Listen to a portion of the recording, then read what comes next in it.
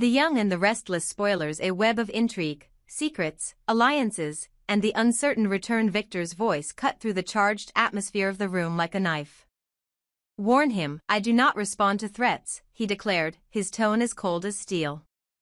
His eyes, filled with determination and a hint of disdain, locked onto Michael.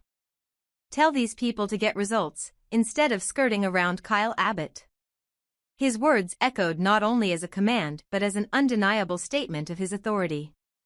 Michael, ever the pragmatist, absorbed Victor's directive with a measured nod and promised resolutely, I will take care of it. The tension between duty and personal loyalty was palpable. Michael's role in Victor's intricate web of business and personal vendettas was both crucial and precarious. He knew that his next actions could tip the scales of power in a world where every decision was scrutinized and every alliance came with strings attached. As the conversation shifted, Michael's expression turned grave. The subject was now Aristotle Dumas, a name that carried weight and mystery in equal measure. With the air thick with intrigue, Michael leaned forward, lowering his voice to ensure their discussion remained strictly confidential. Victor, there's something you need to know. Nate Hastings is not just another player on the board, he's the half-brother of Damian Kane. His revelation was more than a mere fact, it was a strategic piece of the puzzle that could change the dynamics of their power struggle. The revelation added a layer of complexity that neither of them could ignore. For years, family ties and hidden relationships had been the undercurrents driving many of the clandestine moves in their shadowy realm. Michael continued, and it's not just that. Aristotle Dumas has been in contact with Billy Abbott. His words were carefully chosen, each syllable heavy with implication. The connection between these figures suggested that alliances were far from random, they were part of a larger, orchestrated plan. Victor's brow furrowed as he processed the information. He then shifted the discussion to a matter close to his own business interests. My company, Arabesque, carries a name with a touch of French elegance, he said, the words rolling off his tongue with an air of pride. It's similar to glissade, he added, drawing a parallel that was both stylish and enigmatic. The reference to glissade was more than a comparison, it was a reminder of how legacy and reputation could be as important as the deals they struck. Before the Abbotts and Newmans took over, Arabesque belonged to Tucker McCall, Victor revealed, a statement that stirred the room with a hint of historical significance and mystery. The mention of Tucker McCall was like opening a door to a labyrinth of past alliances and shadowy disappearances. Michael, with a hint of skepticism and curiosity, pressed on, are you implying that Tucker McCall and Aristotle Dumas might be one and the same? His question was laced with the cautious optimism of someone who had seen too many surprises in their line of work. Victor paused, his mind racing through a myriad of possibilities. His answer was uncertain, a simple shake of his head, as if the truth were slipping through his grasp like fine sand. However, Michael was not ready to let the matter rest. We need to seriously consider that possibility, he insisted, his tone edged with urgency. Tucker McCall is notorious for disappearing from the radar on occasion. What if he reappears? The conversation hung in the air, each sentence layered with unspoken implications. Michael's observation about Tucker McCall's periodic vanishings was more than a comment, it was a forewarning. The mere thought of his return sent ripples of apprehension through the ranks of their clandestine network. In a world where allegiances were as volatile as the shifting sands of a desert storm, the re-emergence of a character like Tucker could tip the scales in ways no one could predict.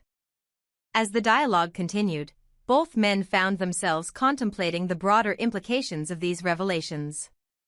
The connections between Nate Hastings, Damian Kane, Aristotle Dumas, and the elusive Tucker McCall created a tapestry of interwoven destinies that spanned decades. Every alliance, every secret rendezvous, and every whispered conversation in the corridors of power contributed to a narrative that was as complex as it was dangerous. Michael's mind raced with strategic possibilities. Could it be that Aristotle Dumas, with his discreet communications with Billy Abbott, was orchestrating a larger scheme, a scheme that might involve rekindling old ties with a man who had mastered the art of vanishing without a trace? The idea was both thrilling and terrifying.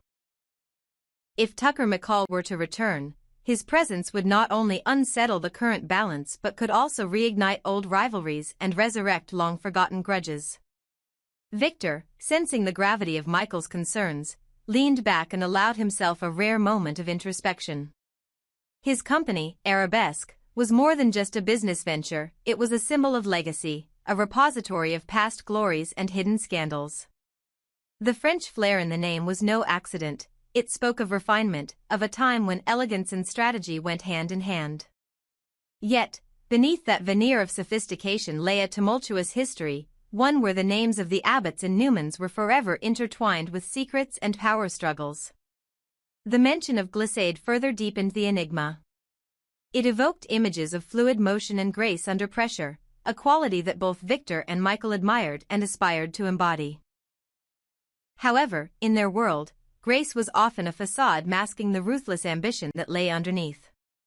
The specter of Tucker McCall's legacy loomed large, a reminder that the past was never truly behind them. Every strategic move, every carefully orchestrated encounter, was a step in a dance with history, where every partner had a role to play, and every misstep could lead to ruin. As the discussion wound down, Michael and Victor reached an unspoken agreement: they would have to explore every possibility, no matter how unlikely it seemed. The potential convergence of Aristotle Dumas and Tucker McCall's identities was a thread they could not afford to ignore. In a world defined by shifting loyalties and intricate power plays, the return of an old adversary, or perhaps an old ally, could signal a turning point in their relentless pursuit of control and influence. With the room now filled with an atmosphere of cautious anticipation, Michael prepared to move forward. The challenges ahead were formidable, but he was resolute. Every revelation, every connection, was a piece of the puzzle that he was determined to solve. In a game where trust was scarce and every move was a calculated risk, he understood that the truth was often buried beneath layers of deception. Yet, he was ready to peel back those layers, one by one, to uncover the hidden forces that shaped their destiny. Thus, as the discussion came to a close, both men were left with more questions than answers. The future was uncertain, and the reappearance of Tucker McCall, if it ever happened, could forever alter the delicate balance of power. But one thing was clear: in the intricate dance of alliances and betrayals, only those who dared to challenge the status quo would emerge unscathed. And for Michael and Victor, the stakes had never been higher. This narrative, rich with dialogue and internal monologue, brings to life the complex relationships and hidden histories that define a world of power, secrecy, and relentless ambition. The unfolding mystery of family ties, corporate legacies, and the specter of a man known for his enigmatic disappearances promises a tale of intrigue that will captivate any reader willing to step into the shadows of their dangerous game. Whispers in the night, a battle against shadows in the dead of night. When the world outside was hushed under a blanket of uneasy silence, Tracy's hands trembled as she reached for her phone. The connection was poor, and every ring echoed like a distant warning in her heart. Her voice, barely above a whisper, broke the silence as she dialed Jack. "Jack," she said, her tone heavy with anxiety, "I haven't heard anything from Alan Laurent." Her words were a desperate admission, a confession of the surreal nightmare she was living. "This is like being trapped in a nightmare, it's all too real," Tracy continued, each syllable laced with a mix of dread and determination. "I have to do everything in my power to deal with this." There was a vulnerability in her tone, as if the weight of the unknown was pressing her down, making her every word a plea for understanding and action. Jack, always the pragmatic one, listened intently as Tracy detailed the unsettling silence surrounding Alan. It wasn't just the absence of his voice or the lack of any signs of his presence, it was the eerie void that had replaced the familiar sound of his footsteps and his occasional, reassuring words. "No one has seen him, no one has heard him speak," Tracy confided, her mind swirling with images of empty rooms and silent corridors. Her thoughts raced. Had she, inadvertently, made him fearful? The idea gnawed at her conscience. "If my suspicions are correct, and I pray with every fiber of my being that I'm wrong, then I must do everything in my power to ensure that he never harms anyone else, ever." Her worry was palpable. The uncertainty surrounding Alan Laurent wasn't just a matter of professional concern, it was deeply personal. Every minute that passed without a word from him felt like a chime tolling for something ominous. In a world where trust was as fragile as glass, Tracy's sense of responsibility was in constant conflict with her own hidden emotions. The fear of causing harm to others was mirrored by the fear of losing someone who had once meant so much. Jack, ever the voice of reason amid chaos, responded with a tone that carried both urgency and a subtle undercurrent of care. "Tracy, if Alan comes back, you need to contact me immediately. There's no reason for you to confront him alone." His words were a lifeline, a reminder that despite the darkness of the situation, they were not isolated in their struggle. The bond between them was forged in shared challenges and unspoken secrets. It was a promise of support, a pledge that no matter how tangled the web of circumstances, they would face it together. Yet, beneath the pragmatic advice lay another layer of complexity. In a brief, almost hesitant pause, Tracy confessed something that changed the tenor of the conversation entirely. "Jack," she admitted softly, I think I love him." Her voice, at once fragile and determined, revealed a secret that she had kept hidden for too long, a truth that mingled with her fear and duty in a confusing blend of emotion and reason. In that moment, the stakes were no longer merely about ensuring safety and preventing harm, they had become deeply personal. The revelation left Jack momentarily silent, the weight of her confession hanging heavily in the charged air. The situation was a paradox. A mix of dread over the unknown behavior of Alan Laurent and the unexpected warmth of affection that complicated her otherwise clear judgment. For Jack, the words meant more than just an expression of love. They were a signal that Tracy was caught in an emotional maelstrom that threatened to tip the balance of their carefully maintained lives. Her feelings, raw and unguarded, were an admission of vulnerability in a realm where vulnerability often led to peril.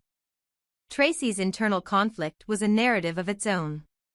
She had been burdened with the responsibility of protecting those around her, a duty that sometimes forced her to set aside her personal desires.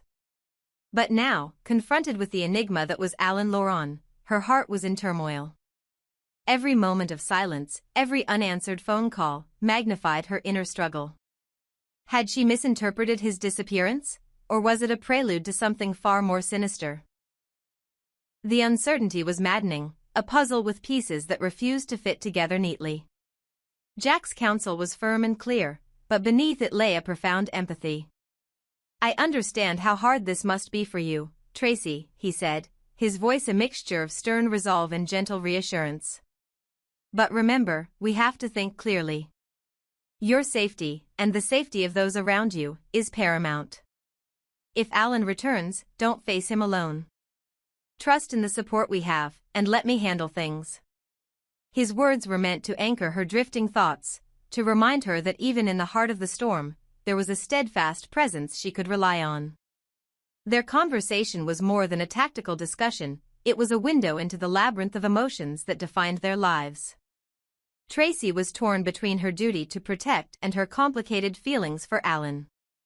Every shadow in her memory was filled with the echo of his laughter and the promise of his return. And yet, the absence of his voice was as chilling as a winter wind, a reminder that sometimes love could be as treacherous as it was beautiful. In the ensuing hours, as the night deepened and the city outside slumbered under an uneasy calm, Tracy grappled with the dual realities of her existence. The sense of foreboding that had crept into her life was in stark contrast to the bright, hopeful spark that her confession had ignited. It was as if every heartbeat was a battle, a struggle between the desire to hold on to love and the imperative to shield the innocent from harm. The tension between these forces created a narrative that was as compelling as it was heartbreaking. Jack's mind, too, was a whirlwind of thoughts. His protective instincts clashed with the understanding that love, in its most honest form, could often lead to the very vulnerabilities they sought to guard against. His protective nature meant that he was ready to act at a moment's notice, to serve as a bulwark against any threat that Alan's unpredictable behavior might present. And yet, he could not ignore the fact that Tracy's declaration had altered the dynamics of their mission. It was a stark reminder that every decision they made would be colored by the hues of personal history and deep-seated emotions. In a world where danger lurked behind every unreturned call and every unexplained absence, the emergence of such raw emotions was both a curse and a blessing. For Tracy, acknowledging her love was an act of courage, a defiance against the forces that sought to suppress her feelings in the name of safety. And for Jack, it was a call to re-examine the nature of their struggle, to find a balance between rationality and the unpredictable tides of the heart. As the night wore on, the two siblings resolved to stay vigilant. They both knew that the specter of Alan Lawrence's potential return could shatter the delicate balance they had worked so hard to maintain. Yet, amidst the chaos and the relentless uncertainty, a fragile hope began to emerge. It was a hope built on the belief that even in the darkest hours, love and loyalty could light the way forward. A hope that, together, they could confront not just the mysteries of Alan's silence, but also the complexities of their own intertwined destinies. In the end, Tracy's confession, her admission of love, was not a weakness, but a beacon in a world shadowed by doubt and fear. It was a reminder that, no matter how unpredictable life might become, the bonds of affection and the courage to embrace vulnerability were the very forces that could ultimately lead to redemption and change. Thus, as dawn began to break on a horizon filled with uncertain promises, Jack and Tracy prepared themselves for the challenges that lay ahead. Their shared commitment was clear. To protect those they loved, to face the unknown with unwavering determination, and to allow the light of love to guide them through even the darkest of nights.